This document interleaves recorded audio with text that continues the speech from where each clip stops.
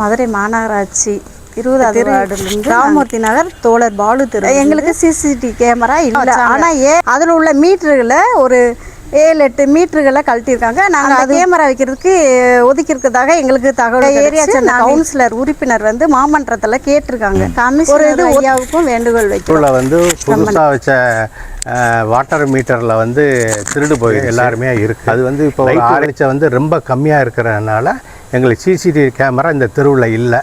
அதனால் மாநகராட்சி சார்பில் ஒதுக்கின பணத்தில் இருந்து எங்களுக்கு இந்த தெருவில் சிசிடிவி கேமரா வைக்கும்படி மாநகராட்சி கமிஷனரை நாங்கள் வேண்டுகோள் கொடுத்தோம். இங்கே முல்லை பெரியார் கூட்டு குடிநீர் திட்ட தண்ணியில் வந்து ரெகுலேட்டர் மீட்டர் வந்து பித்தளையில் போட்டிருப்பாங்க.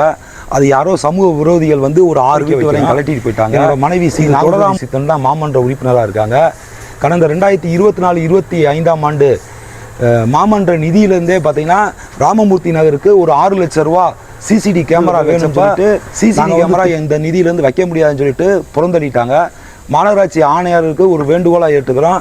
இந்த பகுதியில் வந்து இன்னைக்கு சிசிடி கேமரா வந்து ரொம்ப முக்கியமாக இருக்குது. தயவு கூர்ந்து இந்த மக்கள் கோரிக்கையை ஏற்று மாநகராட்சி ஆணையாளர் திரு கௌரவகுமார் சார் அவர்கள் வந்து மாமன்ற நிதியிலேருந்து இந்த பகுதி முழுவதும் ஒரு 6 லட்சம் ரூபாய்க்கு வந்து சிசிடி கேமரா திட்ட மதிப்பிற்கு வந்து கையெழுத்திடுமாறு உங்களை தாழ்மையுடன் கேட்டுக்கிறேன்.